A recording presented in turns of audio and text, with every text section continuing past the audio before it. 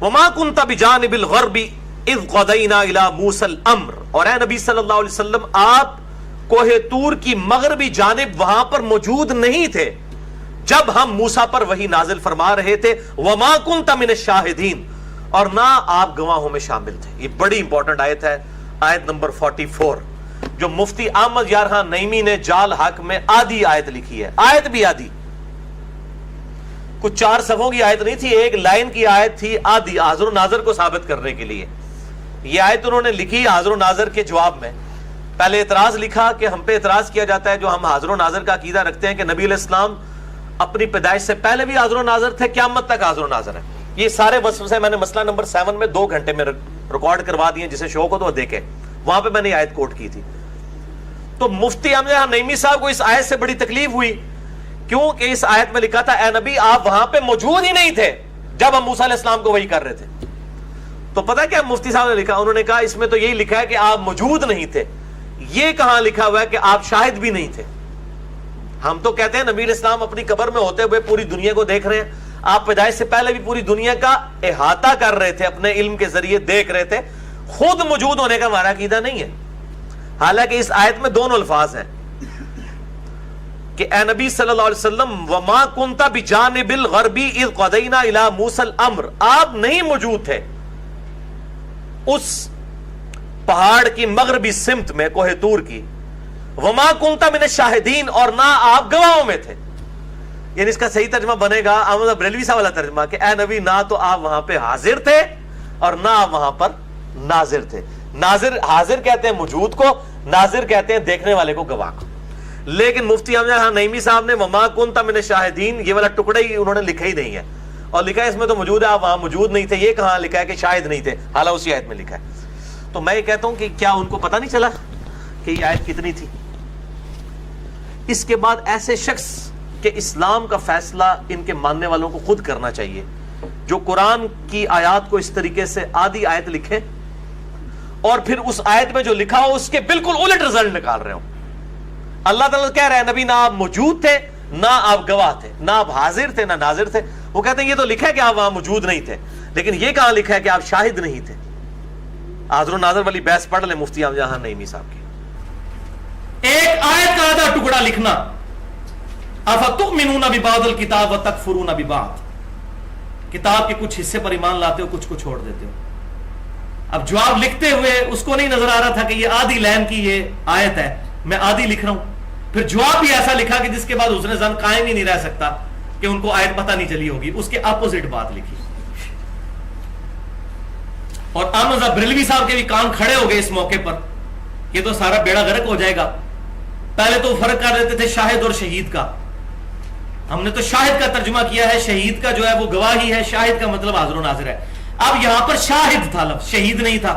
وما کنت من الشاہدین، یہاں تو ان کو ترجمہ کرنا پڑنا تھا حاضر و ناظر والا، لیکن آپ حیران ہوں گے کہ کس درجے پر انہوں نے خیانت کی۔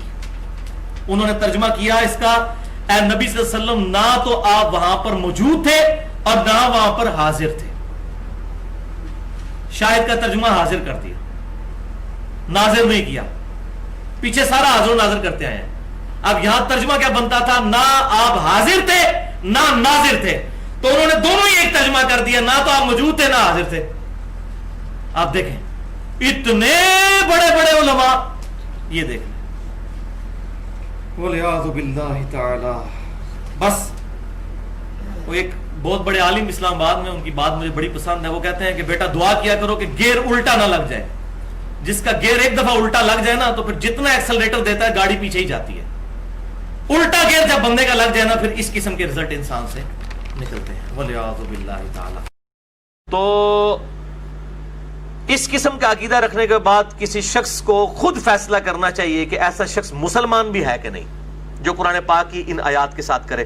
یہ اللہ تعالیٰ نے یہودی علماء کے بارے میں ذکر کیا سورۃ البقرہ میں، افتؤمنون ببعض الکتاب وتکفرون ببعض، تم کیا کتاب کے کچھ حصے پر ایمان لاتے اور کچھ حصے پہ نہیں لاتے؟ یہاں پہ صرف ایمان نہیں لائے بلکہ اس آیت کو، اب آیت کو تو بدل نہیں سکتے تھے، آیت کو یاد لکھ دیا۔ تو یہ بات بالکل ٹھیک ہے کہ قرآن پاک کی بھی تحریف کی ہے علماء نے، کہیں پہ اس کی تفسیر کرتے ہوئے تعریف کر دی، کہیں پہ آدھی آیت لکھ کے بعد کی تعریف کر دی۔ اللہ نے گارنٹی صرف ٹیکسٹ کی لی ہوئی ہے، وہ تعریف پکڑی جاتی ہے، اسٹیبلش نہیں ہو پاتی، لیکن اپنی طرف سے یہ ضرور کرتے ہیں، کیونکہ بخاری مسلم میں حدیث ہے میری امت کے اندر وہی خرابیاں پیدا ہو جائیں گی جو اگلی امتوں میں ہوئی تھی، قدم با قدم بالشت بر بالشت، حتیٰ کہ ان میں سے کوئی گوہ کے سوراخ میں بھی داخل ہوا تو میری امت بھی ویسے کام کرے گی۔ صحابہ نے پوچھا یہ جو بیماریاں ہیں ان اگلی امتوں میں جو ہوئی ہیں ان سے مراد یہود و نصارہ ہیں؟ آپ نے فرمایا وہ نہیں تو اور کون سی بیماری؟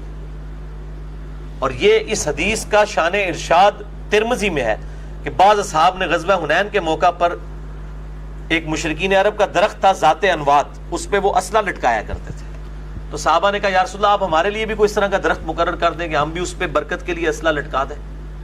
آپ فرمایا اللہ اکبر، تم نے تو آج وہی بات کر دی جو موسیٰ علیہ السلام کے ساتھیوں نے کی تھی کہ اے موسیٰ ہمارے لیے کوئی بت مقرر کر دے کہ ہم اس کے پر اعتکاف کریں۔ تو آپ صلی اللہ علیہ وسلم نے اس کو کیا فرمایا؟ درخت کو کہ بت کے ایکویلنٹ ہے، اور فرمایا تم بھی اگلے لوگوں کے پیچھے چل پڑو گے قدم با قدم بالشت بر بالشت، حتیٰ کہ ان میں سے کوئی گوہ کے سوراخ میں داخل ہوا تم بھی وہی کام کرو گے۔ تو یہ فیشن کے بارے میں نہیں ہے، عقائد کے بارے میں۔ اتخذوا احبارهم ورهبانهم اربابا من دون اللہ، یہود و نصارہ نے اپنے بزرگوں کو اور اپنے جوگیوں کو، اپنے علماء اور صوفیوں کو اپنا رب مان لیا تھا اللہ کے مقابلے پر، کہ وہ ان کے پیچھے چلتے تھے۔ تو آپ دیکھ لیں کہ اس قسم کی تعریفات آج بھی قرآن پاک کی تعریف اللہ نے حفاظت کا ذمہ لیا ہے، لیکن عوام جو ہے وہ اس حوالے سے علماء جو ہے وہ اپنی طرف سے پورا حصہ ڈالتے ہیں کہ اس کے اندر تبدیلی